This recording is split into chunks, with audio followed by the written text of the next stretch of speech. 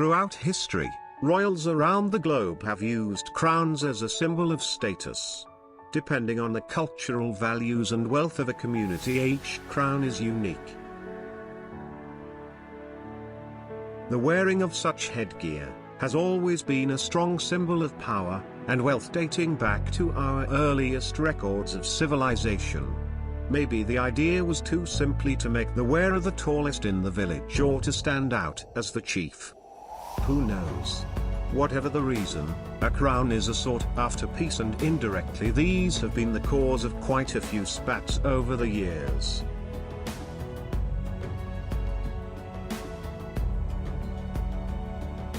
The bigger the headgear, the more important you are.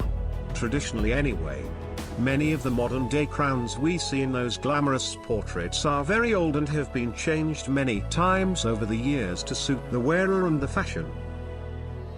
Crowns and tiaras have been made of anything from vines, clay, leather, cloth, felt and fur, as well as the precious metals and gems that we recognize today. Most of these well-known pieces spend much of their life in museums, protected by heavy security. The custodian of these pretties doesn't even get to pop them on from time to time to prance around in front of the mirror. So, let's indulge ourselves with this marvelous crown jewels and their history to humankind. 10th on our list is the Corona Ferrea, or in English, the Iron Crown of Lombardy. Made in the 4th century, it is considered to be one of the oldest symbols of Christendom, forged by mankind. This crown was originally actually a votive object, because it is believed that the metal hoop fixed to the inside of the crown comes from the nails of the cross of Christ.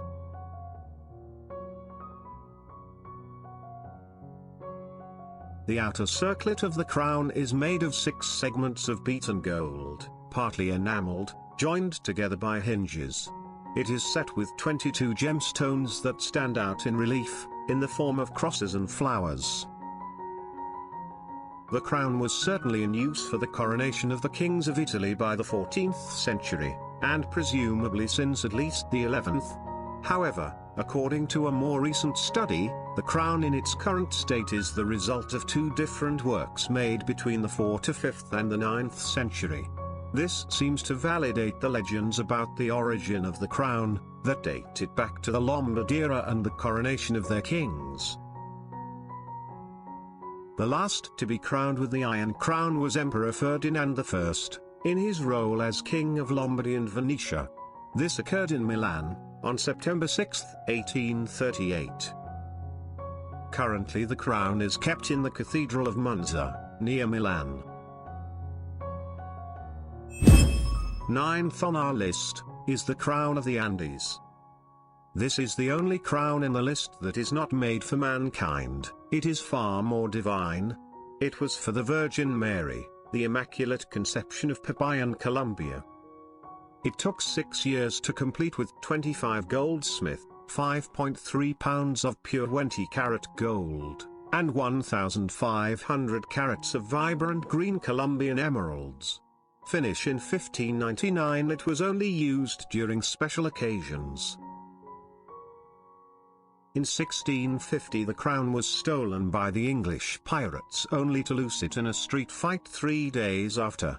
And in 1812 the crown was found and returned to Popayán by Libertador Simón Bolívar. Currently, the crown is on display at the New York Metropolitan Museum of Arts.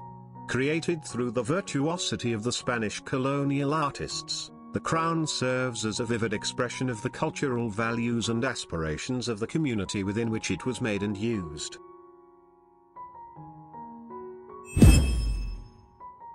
Eighth on our list is the crown of Saint Wenceslas. Made in 1347. It was made for the 11th King of Bohemia and Holy Roman Emperor Charles IV, from the House of Luxembourg. He had it made for his coronation, dedicating it to the first patron saint of the country, St. Wenceslas, and bequeathed it as a state crown for the coronation of future Bohemian kings. The Street Wenceslas crown is made of 21 to 22 carat, 88 to 92% gold and decorated with precious stones and pearls.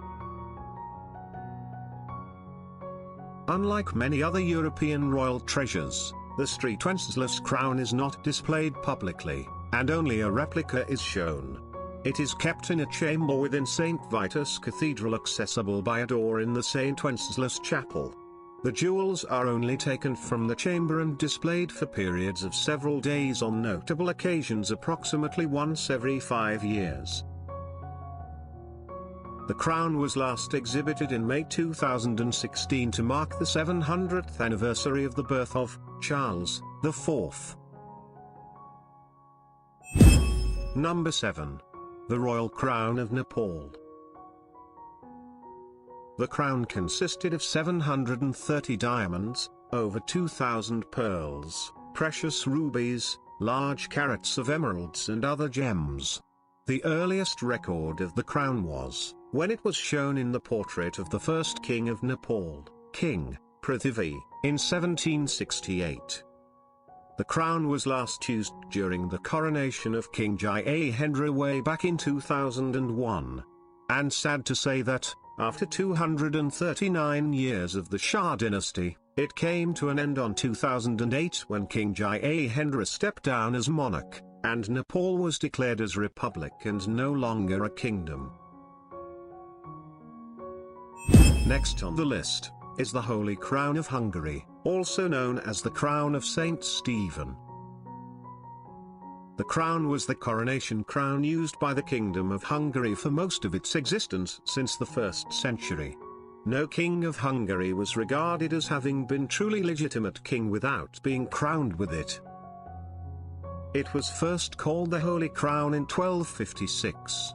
During the 14th century, royal power came to be represented not simply by a crown, but by just one specific object, the Holy Crown. This also meant that the Kingdom of Hungary was a special state. They were not looking for a crown to inaugurate a king, but rather, they were looking for a king for the crown, as written by Crown Guard Peter of A. He also depicts that the Holy Crown is for the Hungarians what the Lost Ark is for the Jewish people. The last king to be coronated by the crown was King Charles IV, on December 30, 1916. The last Hungarian king was a tragic hero who searched for peace in a situation in which a victory for his allies would have posed at least as big a threat to the people of the Austro-Hungarian Empire, as a victory for the Entente powers would have done. During the Second World War, the crown was kept in the United States of America, and on January 6, 1978 it was returned to the Hungarian people and was placed on the National Museum of Hungary. Currently the crown rests on the Parliament House of Hungary, where it symbolizes the country from ancient times to the present. Fifth on our list is the Empress Crown of Persia.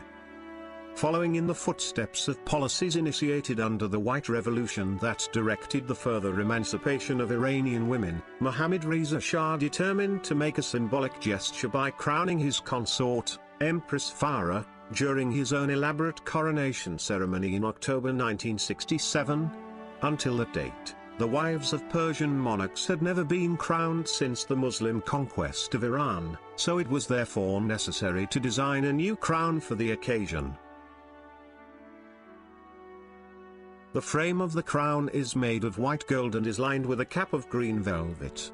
The crown contains 36 emeralds, 105 pearls, 34 rubies, 2 spinels, and 1,469 diamonds. Empress Farah Pahlavi was the first female monarch to be crowned in the 2,500 years of the Shah dynasty and unfortunately its last.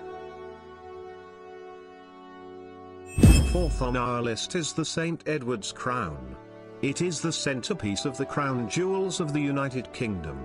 Named after St. Edward the Confessor, it has been traditionally used to crown English and British monarchs at their coronations since the 13th century. The original crown was a holy relic kept at Westminster Abbey, Edward's burial place, until the regalia was either sold or melted down when Parliament abolished the monarchy in 1649. During the English Civil War, the present version of St. Edward's crown was made for Charles II in 1661. It is solid gold and is decorated with 444 precious and semi-precious stones. After 1689, it was not used to crown a monarch for over 200 years.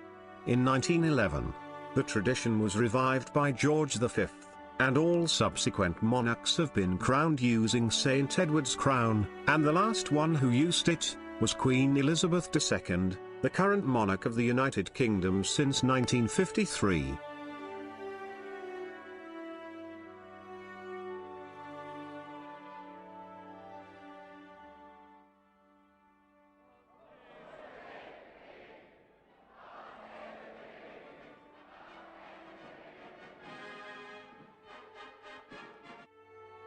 To this day, Queen Elizabeth II has reigned Great Britain for over 68 years, and up to that time she had seen the crown for only 3 times. And third on our list is the famous Pahlavi crown of Persia.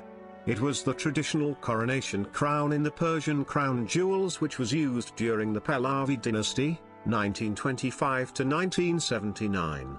Following the ascension of the Pahlavi dynasty in 1925, Reza Shah ordered a group of Iranian jewelers, under the supervision of Haj Serajuddin Javahari, to create a new crown to replace the Kiani crown, which had been used by the Qajar dynasty. Inspiration for the new design was drawn from paintings and historical references to crowns used during the Sassanid Empire, which had ruled Persia from 224 to 651 AD. The frame of the crown is made of gold, silver and red velvet. A staggering 3,380 diamonds, totaling 1,144 carats, are set into the object. The largest of these is a 60-carat, yellow brilliant which is centrally placed in a sunburst of white diamonds. Found in 3 rows are 369 nearly identical natural white pearls. The crown also contains 5 sizable emeralds, totaling 200 carats, the largest of which is approximately 100 carats. This magnificent crown was used for the last time during the coronation of Mohammad Reza Shah Pahlavi on 26 October, 1967. The crown survived the revolution, and now it is currently on display with the rest of the Iranian crown jewels at the Central Bank of Iran in Tehran. Second on our list is the Grand Imperial Crown of Russia. The crown was used by the monarchs of Russia from 1762 until the Russian monarchy's abolition in 1917. The Great Imperial Crown was first used in a coronation by Catherine the Great. The beautiful crown reflects Porzy's skilled workmanship. It is adorned with 4,936 diamonds arranged in splendid patterns across the entire surface of the crown. Bordering the edges of the mitre are a number of fine, large white pearls. The crown is also decorated with one of the 7 historic stones of the Russian diamond collection, a large precious red spinel weighing 398.72 carats, 79 grams, which was brought to Russia by Nicholas Spaffary, the Russian envoy to China from 1675 to 1678. It is believed to be the second largest spinel in the world. And it was last worn at the coronation of Nicholas II. It was displayed prominently next to Nicholas II, on a cushion at the state opening of the Russian Duma inside the Winter Palace in St. Petersburg in 1906. It survived the 1917 revolution and is currently on display in Moscow at the Kremlin Armory's State Diamond Fund. And first on our list is the Imperial State Crown. It is one of the crown jewels of the United Kingdom and symbolizes the sovereignty of the monarchy. It has existed in various forms since the 15th century. The current version was made in 1937 and is worn by the monarch after a coronation and used at the state openings of Parliament. Although this is one of the newer items in the regalia, the imperial state crown contains some of the most historic jewels in the collection, which have attracted many legends. For example, the Black Prince's ruby, set into the cross at the front of the crown, is actually a Bellas or spinel, a semi-precious stone said to be the same stone owned by Pedro the Cruel, King of Castile, before he gave it to Edward, Prince of Wales, known as the Black Prince, in 1367 as a reward for helping him defeat a rival in battle. The Blue Stuart sapphire. This sapphire was reputedly smuggled out of the country by James II when he fled in 1688. It now adorns the back of the imperial state crown.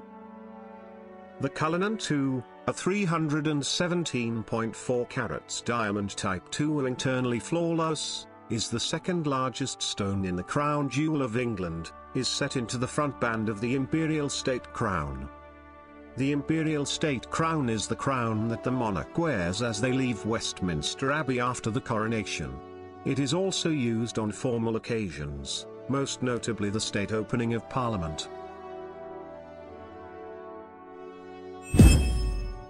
The royal crown is a symbol of power and authority, of triumph, victory, legitimacy, honor, and glory, but of resurrection, immortality and righteousness as well. In the past, it was truly believed that Western kings were directly anointed by God, and that his power flowed through them, protecting the people. Whatever they represent today, the crowns, coronets or diadems of royal families are an important part of cultures around the world and, if not for that, they still have a historical value and an artistic one, because they were made by the finest jewelers and craftsmen of the time.